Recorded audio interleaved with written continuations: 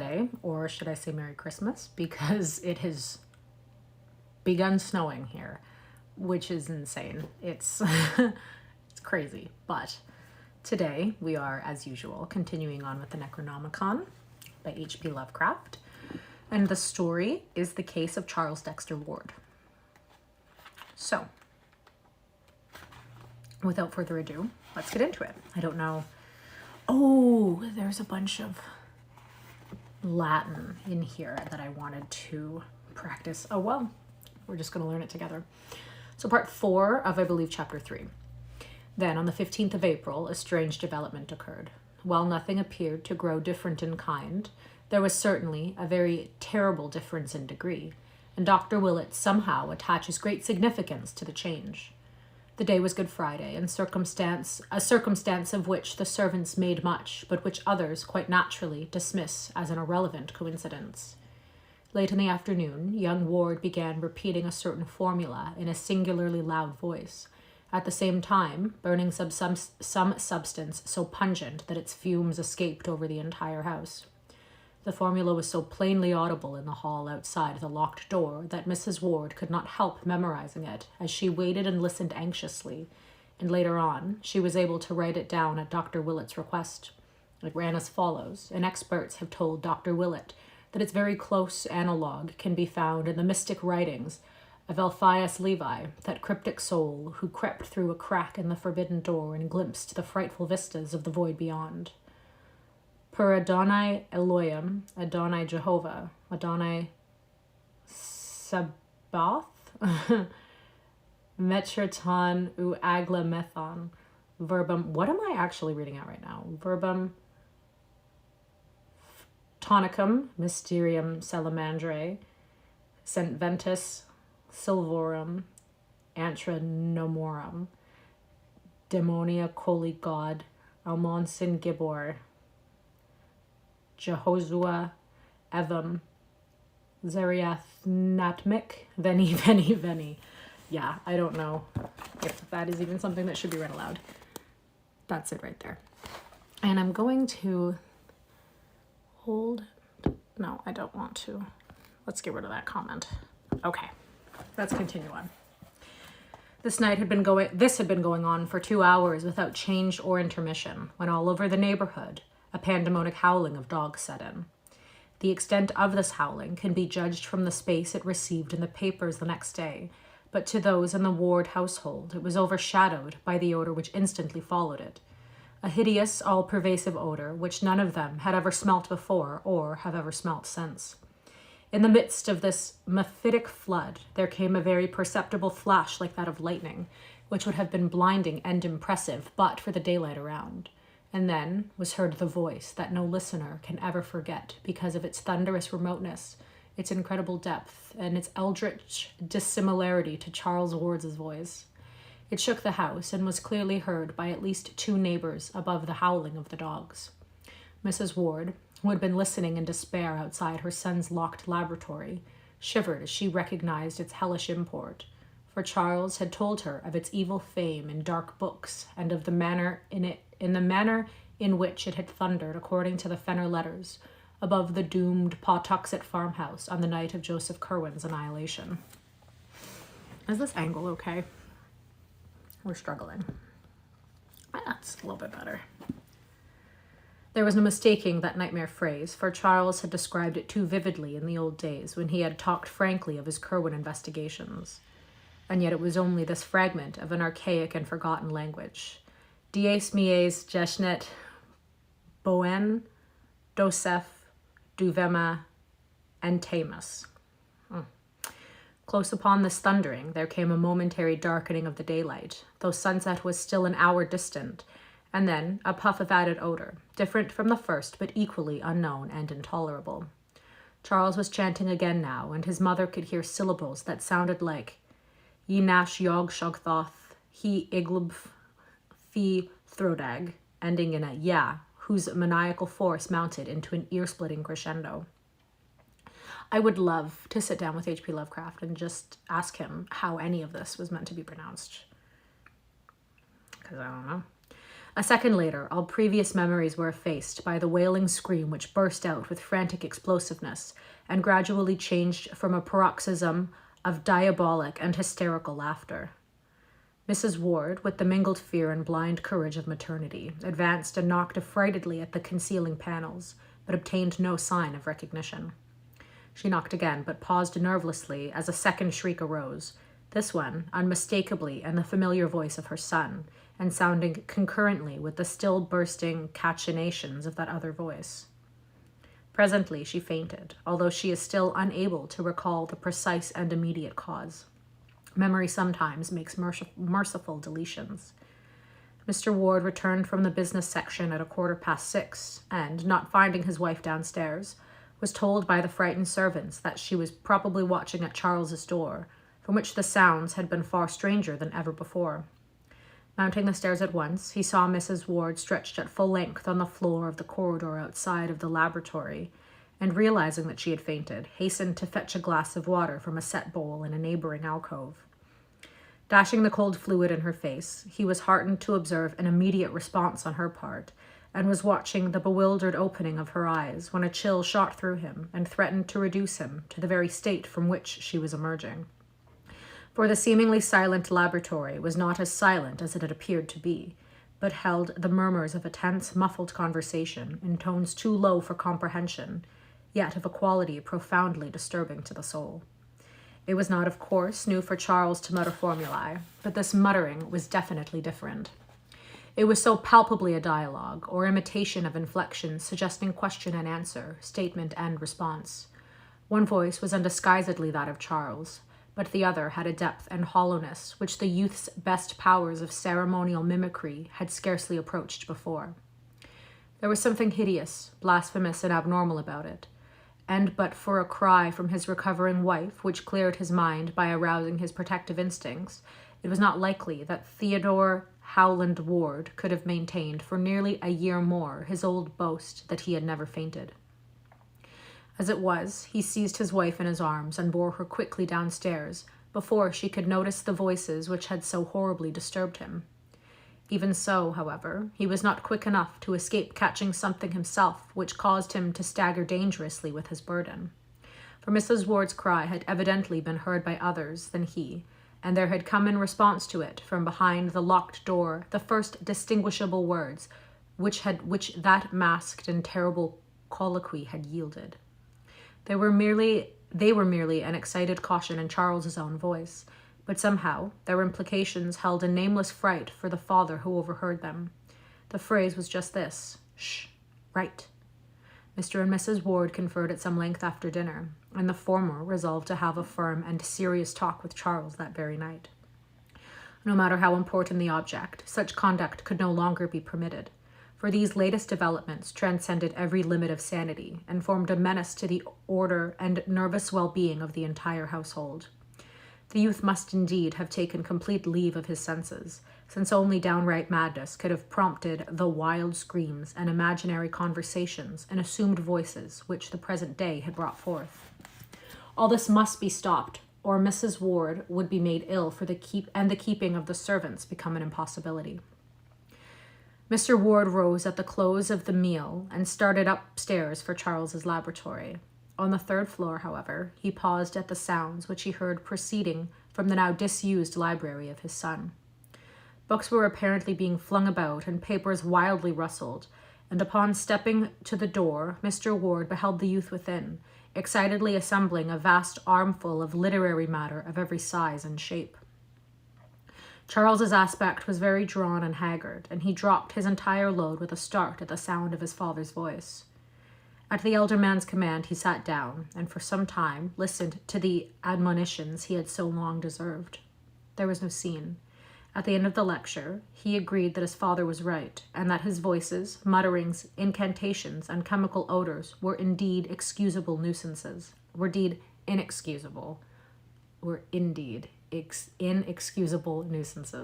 Say that 5 times fast. Hi. He agreed to a policy of greater quiet, though insisting on a prolongation of his extreme privacy. Much of his future work, he said, was in any case purely book research, and he could obtain quarters elsewhere for any such vocal rituals as might be necessary at a later stage. For the fright and fainting of his mother, he expressed the keenest contrition and explained that the conversation later heard was part of an elaborate symbolism designed to create a certain mental atmosphere. His use of abstruse chemical terms somewhat bewildered Mr. Ward, and the parting impression was one of undeniable sanity and poise, despite a mysterious tension of the utmost gravity. The interview was really quite inconclusive, and as Charles picked up his armful and left the room, Mr. Ward hardly knew what to make of the entire business. It was as mysterious as the death of poor old Nig, whose stiffening form, was with staring eyes and fear-distorted mouth, had been found an hour before in the basement.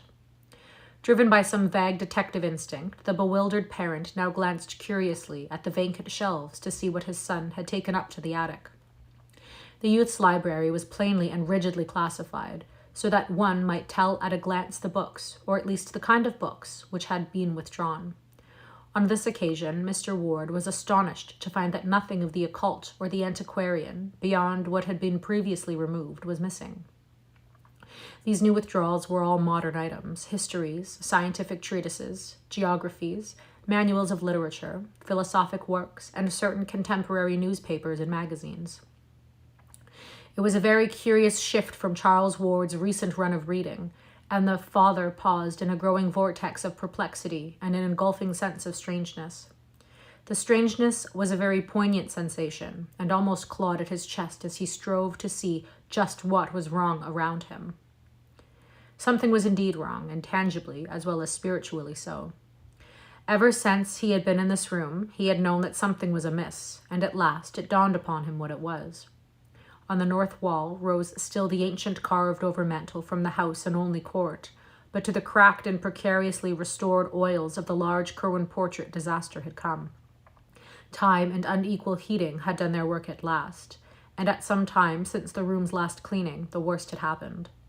Peeling clear of the wood, curling tighter and tighter, and finally crumbling into small bits with what must have been malignly silent suddenness, the portrait of Joseph Curwen had resigned forever its staring surveillance of the youth it so strangely resembled, and now lay scattered on the floor as a thin coating of fine bluish-gray dust. So there. It's kind of, not really, but like kind of reminiscent of The Picture of Dorian Gray. Chapter 4, Part 4, A Mutation and a Madness. Part 1 of Chapter 4. In the week following that memorable Good Friday, Charles Ward was seen more often than usual, and was continually carrying books between his library and the attic laboratory. His actions were quiet and rational, but he had a furtive, hunted look which his mother did not like, and developed an incredibly ravenous appetite as gauged by his demands upon the cook.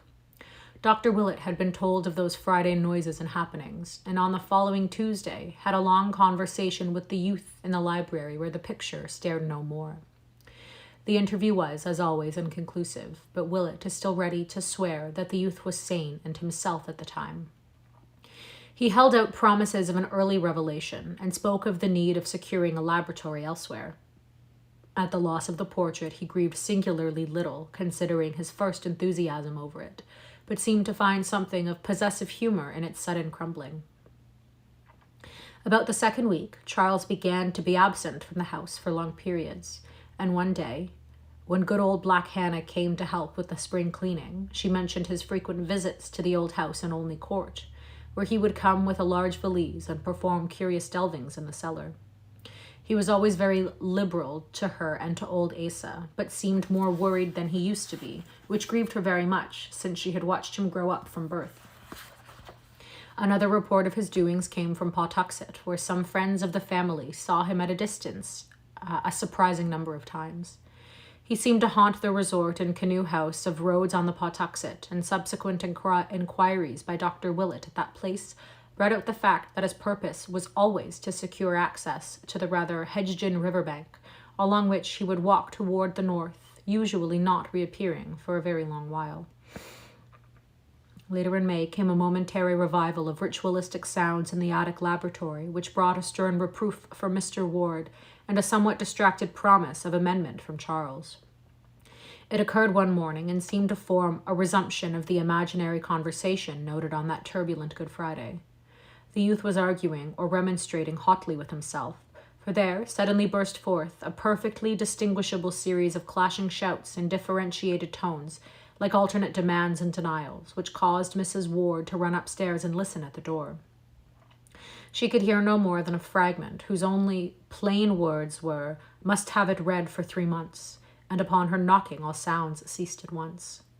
When Charles was later questioned by his father, he said that there were certain conflicts of spheres of consciousness which only great skill could avoid, but which he would try to transfer to other realms. About the middle of June, a queer nocturnal incident occurred. In the early evening, there had been some noise and thumping in the laboratory upstairs, and Mr. Ward was on the point of investigating when it suddenly quieted down. That midnight, after the family had retired, the butler was night-locking for front door when, according to his statement, Charles appeared somewhat blunderingly and uncertainly at the foot of the stairs with a large suitcase and made signs that he wished egress. The youth spoke no word, but the worthy Yorkshireman caught one sight of his fevered eyes and trembled causelessly. He opened the door, and young Ward went out, but in the morning he presented his resignation to Mrs. Ward. There was, he said, something unholy in the glance of Charles had fixed on him. There was no way for a young gentleman to look at an honest person, and it was no way for a young gentleman to look at an honest person, and he could not possibly stay another night. Mrs. Ward allowed the man to depart, but she did not value his statement highly. To fancy Charles in a savage state that night was quite ridiculous, for as long as she had remained awake, she had heard faint sounds from the laboratory above, sounds as if of sobbing and pacing, and of a sighing which told only of despair's profoundest depths. Mrs. Ward had grown used to listening for sounds in the night, for the mystery of her son was fast driving all else from her mind. The next evening, much as on another early evening 3 months before, Charles Ward seized the newspaper very early and accidentally lost the main section. This matter was not recalled till later, when Dr. Willett began checking up loose ends and searching out missing links here and there. In the journal office, he found the section which Charles had lost and marked 2 items of possible significance. They were as follows. More cemetery delving. It was this morning discovered by Robert Hart, night watchman at the North Burial Ground, that ghouls were again at work in the ancient portion of the cemetery. The grave of Ezra Whedon, who was born in 1740 and died in 1824, according to his uprooted and savagely splintered slate headstone, was found excavated and rifled, the work being evidently done with a spade stolen from an adjacent tool shed. Whatever the contents may have been after more than a century of burial, all was gone except a few slivers of decayed wood. There were no wheel tracks, but the police have measured a single set of footprints which they found in the vicinity and which indicate the boots of a man of refinement. Hart is inclined to link this incident with the digging discovered last March, when a party in a motor truck were frightened away after making a deep excavation. But Sergeant Riley of the 2nd Station discounts this theory and points to vital differences in the 2 cases. In March, the digging had been in a spot where no grave was known, but this time a well-marked and cared-for grave had been rifled with every evidence of deliberate purpose, and with a conscious malignity expressed in the splintering of the slab, which had been intact up to the day before. Hi. Members of the Whedon family, notified of the happening, expressed their astonishment and regret, and were wholly unable to think of any enemy who would care to violate the grave of their ancestor.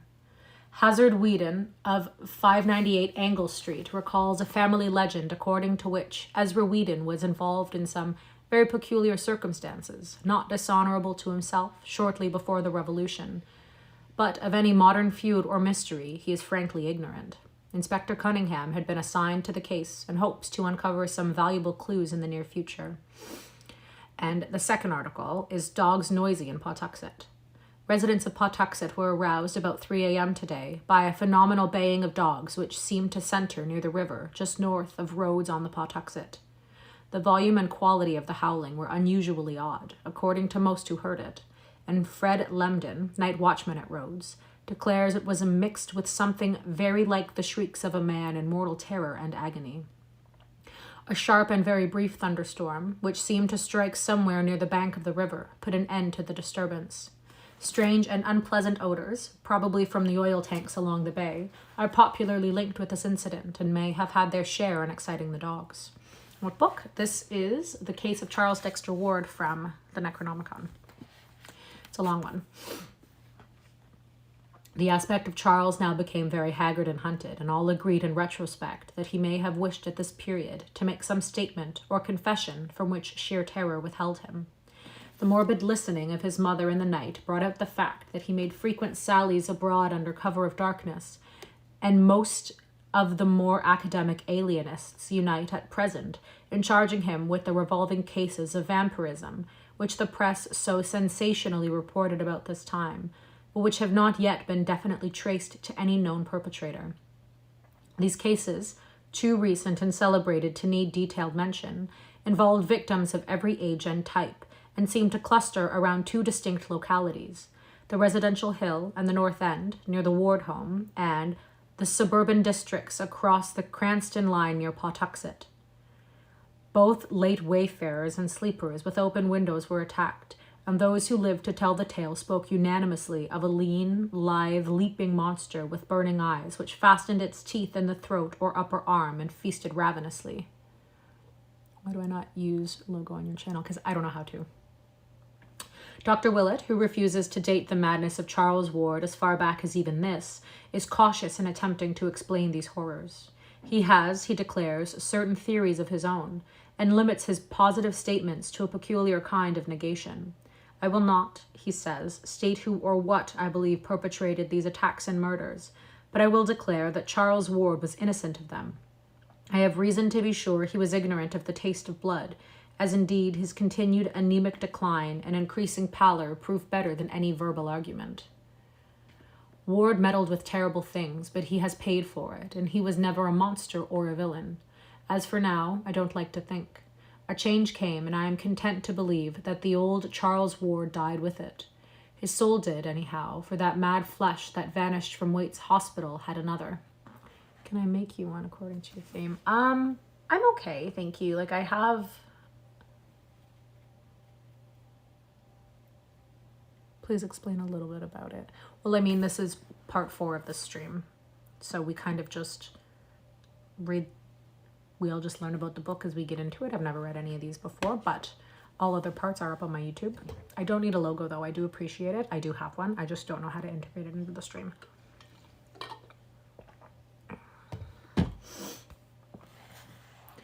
Willett speaks with authority, for he was often at the Ward home attending Mrs. Ward, whose nerves had begun to snap under the strain. Her nocturnal listening had bred some morbid hallucinations, which she confided to the doctor with hesitancy, and which he ridiculed in talking to her, although they made him ponder deeply when alone. These delusions always concerned the faint sounds which she fancied she heard in the attic laboratory and bedroom, and emphasized the occurrences of muffled sighs and sobbings at the most impossible times. Early in July, Willett ordered Mrs. Ward to Atlantic City for an indefinite recuperative sojourn, and cautioned both Mr. Ward and the haggard and elusive Charles to write her only cheering letters. It is probably to this enforced and reluctant escape that she owes her life and continued sanity. Part 2. Part 2 of Chapter 4. Not long after his mother's departure, Charles Ward began negotiating for the Pawtuxet bungalow. It was a squalid little wooden edifice with a concrete garage, perched high on the sparsely settled bank of the river, slightly above Rhodes, but for some odd reason, the youth would have nothing else. He gave the real estate agencies no peace till one of them secured it for him at an exorbitant price from a somewhat reluctant owner, and as soon as it was vacant, he took possession under cover of darkness, transporting in a great closed van the entire contents of his attic laboratory, including the books, both weird and modern, which he had borrowed from his study.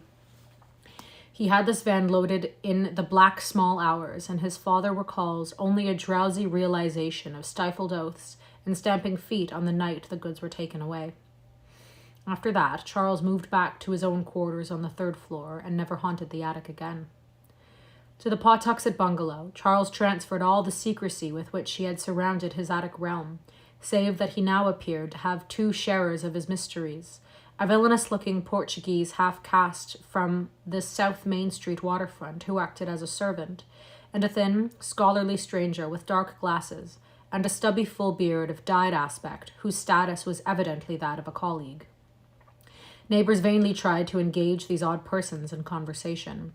The mulatto Gomes spoke very little English, and the bearded man, who gave his name as Dr. Allen, voluntarily followed his example.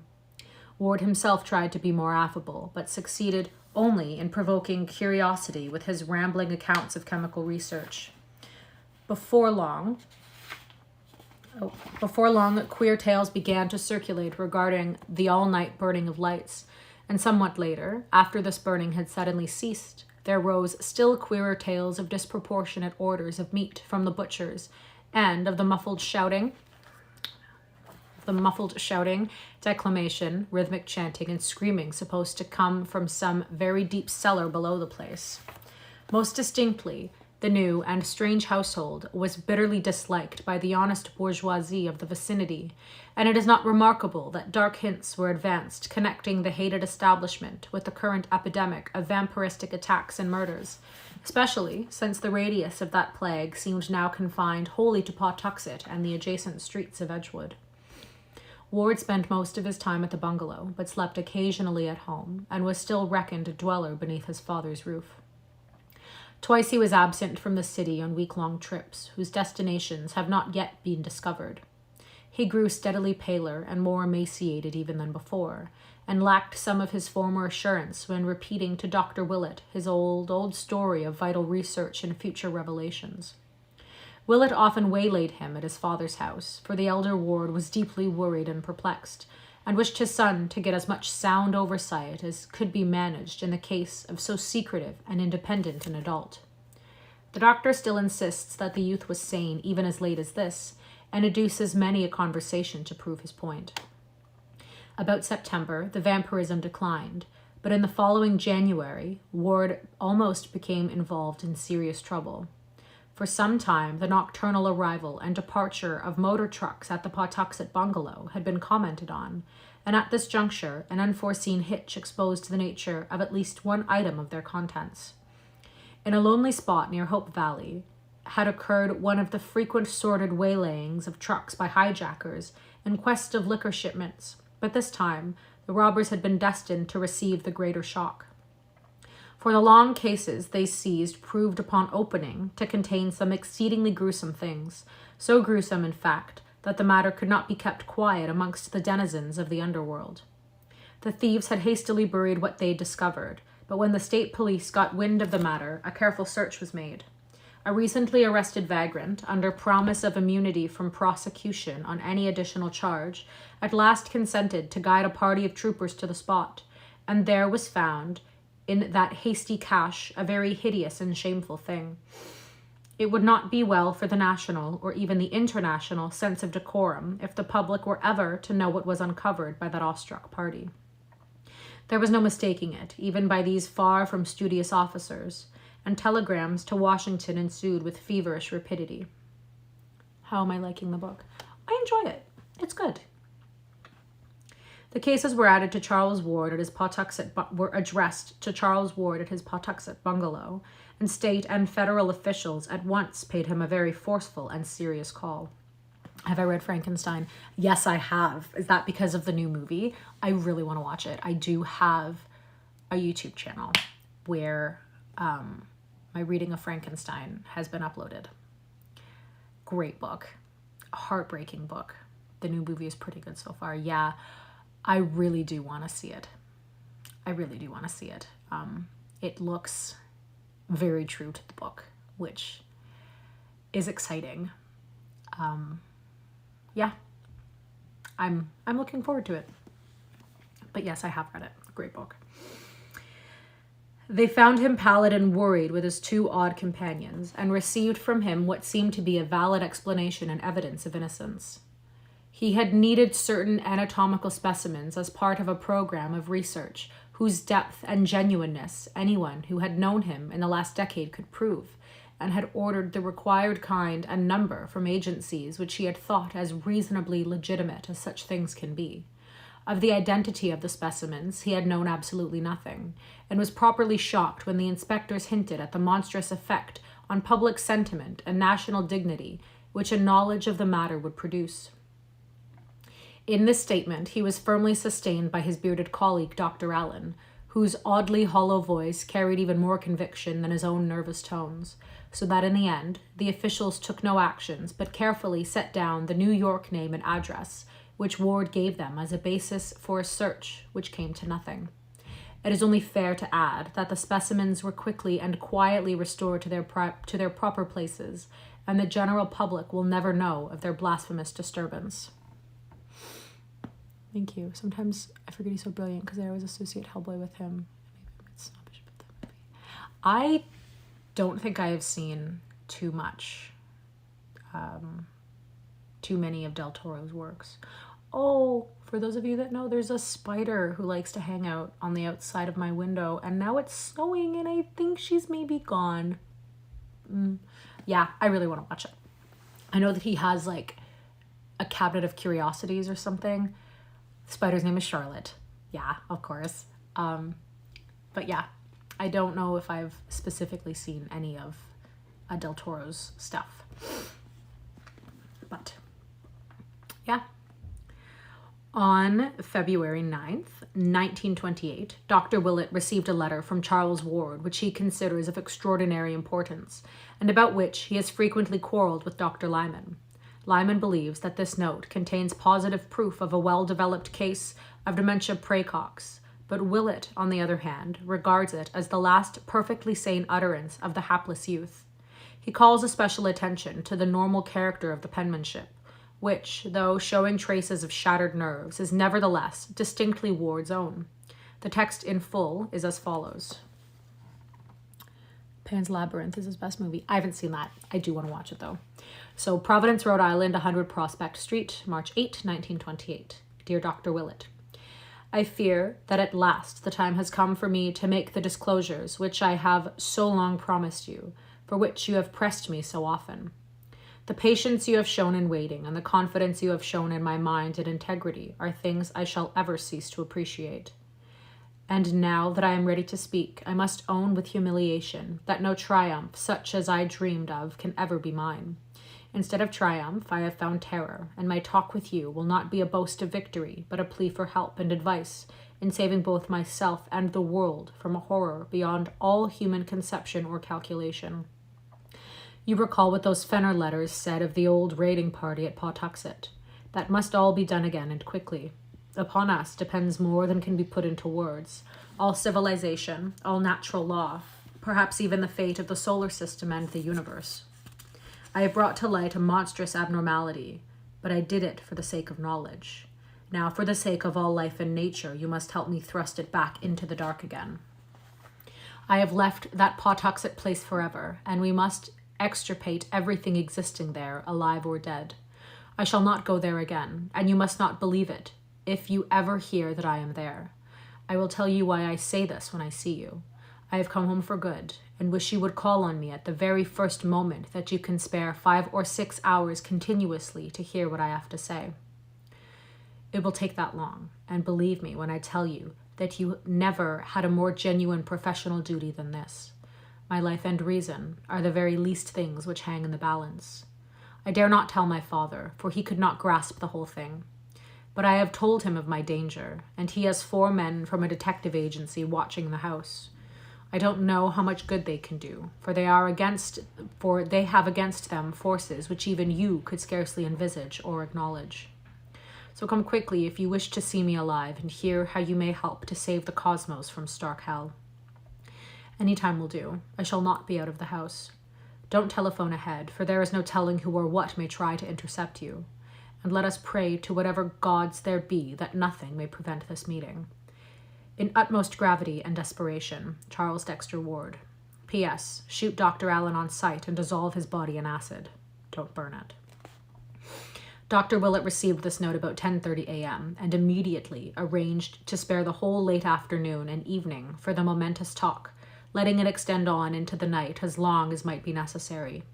He planned to arrive about 4 o'clock, and through all the intervening hours was so engulfed in every sort of wild speculation that most of his tasks were very mechanically performed.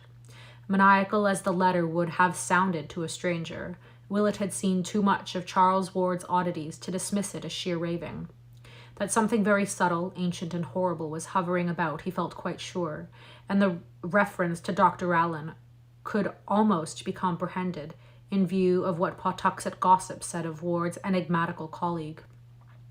Willett had never seen the man, but had heard much of his aspect and bearing, and could not but wonder what sort of eyes those much-discussed dark glasses might conceal. Promptly at 4, Dr. Willett presented himself at the Ward residence, but found to his annoyance that Charles had not adhered to his determination to remain indoors. The guards were there, but said that the young man had seemed to lost part of his timidity. He had, that morning, done much apparently frightened arguing and protesting over the telephone, one of the detectives said, replying to some unknown voice with phrases such as, "I am very tired and must rest a while." Me too. "I can't receive anyone for some time, you'll have to excuse me. Please postpone decisive action till we can arrange some sort of compromise," or, "I am very sorry, but I must take a complete vacation from everything. I'll talk to you later." Oh, I'm going to use that. It's late, so we'll be going to sleep. Bye. I hope you have a good sleep. Curious what time it is there. Then apparently, gaining boldness through meditation, he had slipped out so quietly that no one had seen him depart or knew that he had gone until he returned about 1 o'clock and entered the house without a word. He had gone upstairs, where a bit of his fear must have surged back, for he was heard to cry out in a high, terrified fashion upon entering his library, afterward trailing off into a kind of choking gasp. When, however, the butler had gone to inquire what the trouble was, he had appeared at the door with a great show of boldness and had silently gestured the man away in a manner that terrified him unaccountably. Then he had evidently done some rearranging of his shelves, for a great clattering and thumping and creaking ensued, after which he had reappeared and left at once. Willett inquired whether or not any message had been left, but was told that there was none. The butler seemed queerly disturbed about something in Charles's appearance and manner, and asked solicitously, what a difficult word.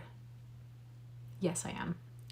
And asked solicitously if there was much hope for a cure of his disordered nerves. For almost 2 hours, Dr. Willett waited vainly in Charles Ward's library, watching the dusty shelves with their wide gaps where books had been removed, and smiling grimly at the panelled overmantel on the north wall, whence a year before the suave features of old Joseph Curwen had looked mildly down.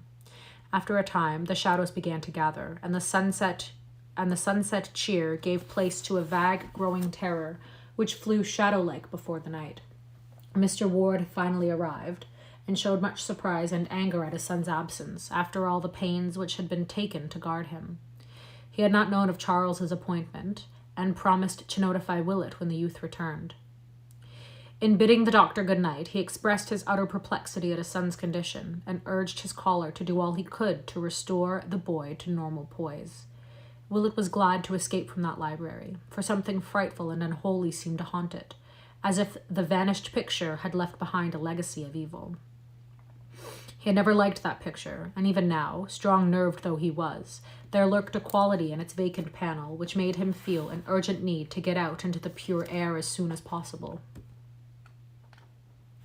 One more. Part 3 of Chapter 4. The next morning, Willett received a message from the senior ward saying that Charles was still absent. Mr. Ward mentioned that Dr. Allen had telephoned him to say that Charles would remain at Puxet for some time and that he must not be disturbed.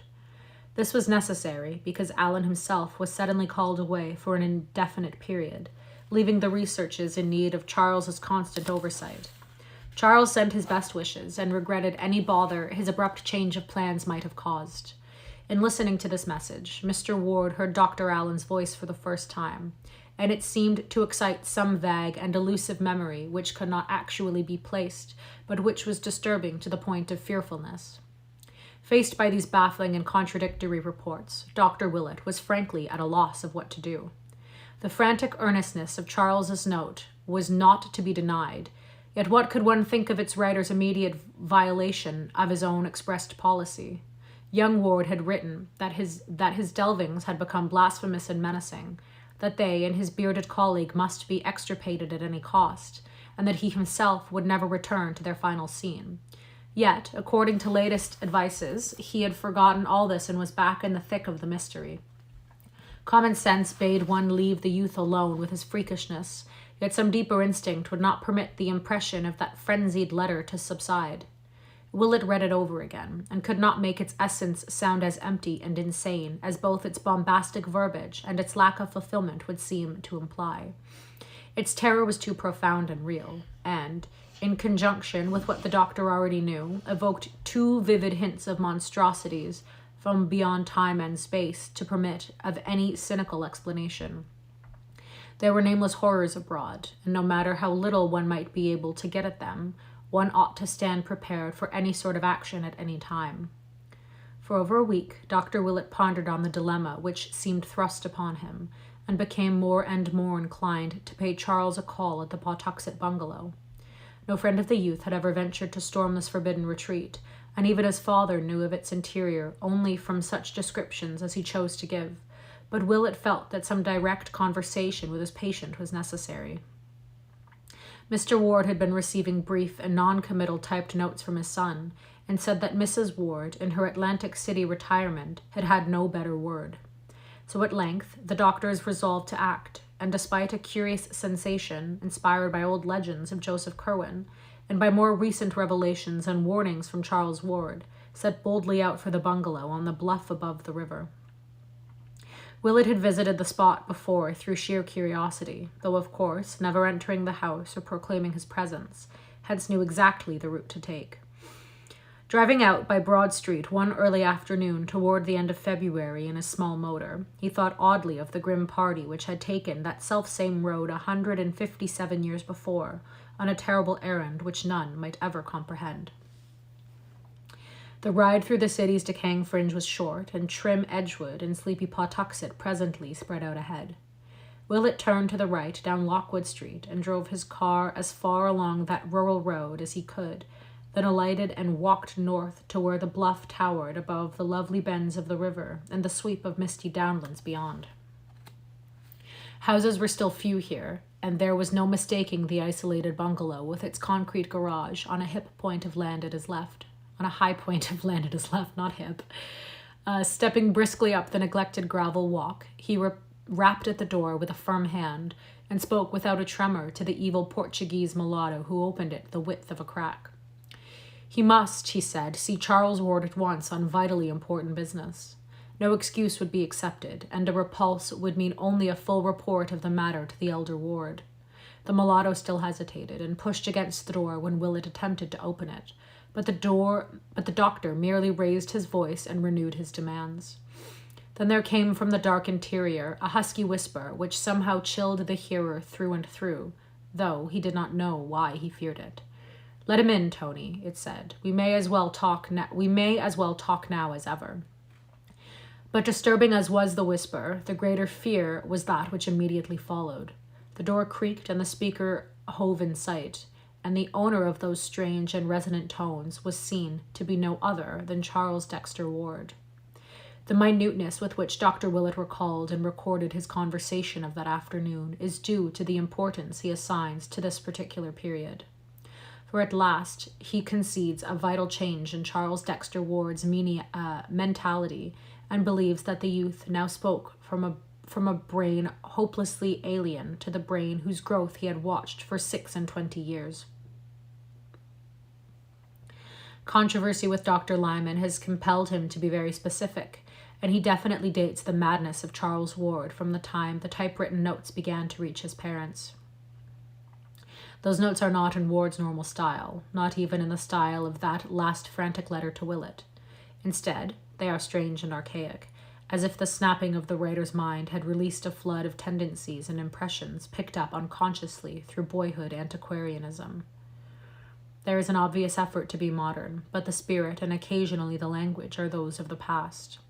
The past, too, was evident in Ward's every tone and gesture as he received the doctor in that shadowy bungalow. He bowed, motioned Willett to a seat, and began to speak abruptly in that strange whisper which he sought to explain at the very outset. I am grown physical, Phthisical, physical. I don't know what that means. I am grown physical, sure. From this cursed river air, you must excuse my speech. I suppose you are come from my father to see what ails me, and I hope you will say nothing to alarm him. Willett was studying these scraping tones with extreme care, but studying even more closely the face of the speaker. Something he felt was wrong, and he thought of what the family had told him about the fright of that Yorkshire butler one night. He wished it were not so dark, but did not request that any blind be opened. Instead, he merely asked Ward why he had so Instead, he merely asked Ward why he had so belied the frantic note of a little more than a week before. I was coming to that, the host replied. You must know I am in a very bad state of nerves, and do say queer things I cannot account for. As I've told you often, I am on the edge of great matters, and the bigness of them has a way of making me lightheaded. Any man might well be frightened of what I have found, but I am not to be put off for long. I was a dunce to have that garden stick at home, for having gone this far, my place is here. I am not well spoke of by my prying neighbours, and perhaps I was led by weakness to believe myself what they say of me. There is no evil to any in what I do, so long as I do it rightly. Have the goodness to wait 6 months, and I'll show you what will pay your patients well. A wasting illness of the lungs, such as asthma or tuberculosis. Thank you. I have never heard that word before. I love reading. I love learning things. You may as well know I have a way of learning old matters from things surer than books, and I leave you to judge the importance of what I can give to history, philosophy, and the arts by reason of the doors I have access to. My ancestor had all this when those witless peeping Toms came and murdered him. I now have it again, or am coming very imperfectly to have a part of it.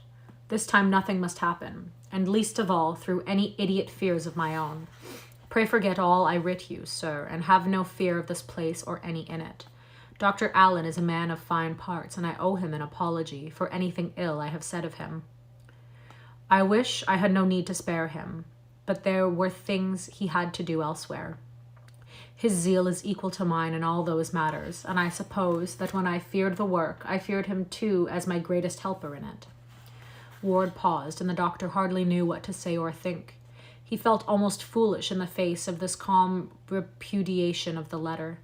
And yet, there clung to him the fact that while the present discourse was strange and alien, and indubitably mad, the note itself had been tragic in its naturalness and likeness to the Charles Ward he knew. Take a sip of water and just breathe for a second, because I'm stumbling over my words. Is it snowing for anyone else? Where is everyone else from? Yeah, because it's pretty gnarly here. We're all just cozied up. Ace is sleeping beside me.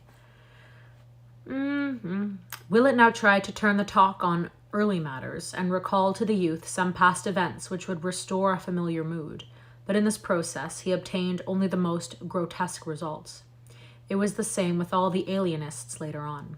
Important sections of Charles Ward's store of mental images, mainly those touching modern times and his own personal life, had been unaccountably expunged, while all the massed antiquarianism of his youth had welled up from some profound subconsciousness to engulf the contemporary and the individual. It's in the 30s for me, but no snow. Okay. Yeah, it's really early for Christmas. The youth's ultimate knowledge of older things was abnormal and unholy, and he tried his best to hide it. When Willett would mention some favorite object of his boyhood archaistic studies, he often shed, by pure accident, such a light as no normal mortal could conceivably be expected to possess, and the doctor shuddered as the glib allusion glided by. It was not wholesome to know so much about the way the fat sheriff's wig fell off as he leaned over at the play in Mr. Douglas's Histrionic Academy in King Street on the 11th of February, 1762, which fell on a Thursday, or about how the actors cut the text of Steele's Conscious Lover so badly that one was almost glad the Baptist-ridden legislature closed the theater a fortnight later. That Thomas Sabin's Boston coach was damned uncomfortable, old letters may well have told, but what healthy antiquarian could recall how the creaking of a Pitness Olney's new signboard, the gaudy Crown he set up after he took to calling his tavern the Crown Coffee House, was exactly like the first few notes of the new jazz piece and all the radios in Pawtuxet were playing. Ward, however, would not be quizzed long in this vein. Modern and personal topics he waved aside quite similarly, whilst regarding antique affairs he soon showed the plainest boredom. What he wished clearly enough was only to satisfy his visitor enough to make him depart without the intention of returning. To this end, he offered to show Willett the entire house, and at once proceeded to lead the doctor through every room from cellar to attic. Willett looked sharply, but noted that the visible books were far too few and trivial ever to have filled the wide gaps on Ward's shelves at home, and that the meager so-called laboratory was the flimsiest sort of a blind. Clearly, there were a library and laboratory elsewhere, but just where, it was impossible to say. Essentially defeated in his quest for something he could not name, Willett returned to town before evening and told the senior ward everything which had occurred. They agreed that the youth must be definitely out of his mind, but decided that nothing drastic need be done just then. Above all, Mrs. Ward must be kept in as complete an ignorance as her own son's strange type notes would permit. Mr. Ward now determined to call in person upon his son, making it wholly a surprise visit. Dr. Willett took him in his car one evening, guiding him to within sight of the bungalow and waiting patiently for his return. The session was a long one, and the father emerged in a very saddened and perplexed state. His reception had developed much like Willett's, save that Charles had been an excessively long time in appearing after the visitor had forced his way into the hall and sent the Portuguese away with an imperative demand, and, in the bearing of the altered son, there was no trace of filial affection. The lights had been dim, yet even so the youth had complained that they dazzled him outrageously. He had not spoken out loud at all, averring that his throat was in very poor condition, but in his hoarse whisper there was a quality so vaguely disturbing that Mr. Ward could not banish it from his mind. Now definitely leagued together to do all they could toward the youth's mental salvation, Mr. Ward and Dr. Willett set about collecting every scrap of data which the case might afford. Pawtuxet gossip was the first item they studied, and this was relatively easy to glean, since both had friends in that region. Dr. Willett obtained the most rumors, because people talked more frankly to him than to a parent of the central figure, and from all he heard, he could tell that the young ward's life had become indeed a strange one. Common tongues would not dissociate his household from the vampirism of the previous summer, while the nocturnal comings and goings of the motor trucks provided their share of dark speculation.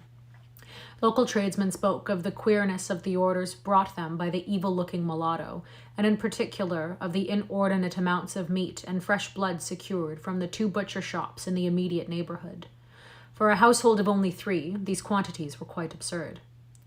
Then there was the matter of the sounds beneath the earth. Reports of these things were harder to pin down, but all the vague hints tallied in certain basic essentials. Noises of a ritual nature positively existed, and at times when the bungalow was dark. They might, of course, have come from the known cellar, but rumor insisted that there were deeper and more spreading crypts. Recalling the ancient tales of Joseph Curwen's catacombs, and assuming for granted that the present bungalow had been selected because of its situation on the old Curwen site, as revealed in one or another of the documents found behind the picture, Willett and Mr. Ward gave this phase of the gossip much attention, and searched many times without success for the door in the riverbank which the old manuscripts mentioned. As to popular opinions of the bungalow's various inhabitants, it was soon plain that the bravo Portuguese was loathed, the bearded and spectacled Dr. Allen feared, and the pallid young scholar disliked to a profound extent.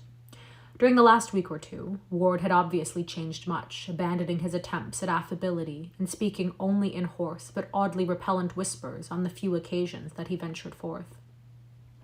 Such were the shreds and fragments gathered here and there, and over these Mr. Ward and Dr. Willett held many long and serious conferences. They strove to exercise deduction, indication, and constructive imagination to their utmost extent, and to correlate every known fact of Charles's later life, including the frantic letter which the doctor now showed the father, with the meager documentary evidence available concerning old Joseph Curwen. They would have given much for a glimpse of the papers Charles had found, for very clearly the key to the youth's madness lay in what he had learned of the ancient wizard and his doings. Okay, that is where we're going to leave it today. So thank you so much for reading with me. I will upload this on YouTube. It's the same name as this channel, and it's linked. It's called K.A. Reads Classics. It's all one word, no space. And I hope everyone has a great day. And if it's snowing where you are, as it's snowing here for me, just stay safe. Have a great day.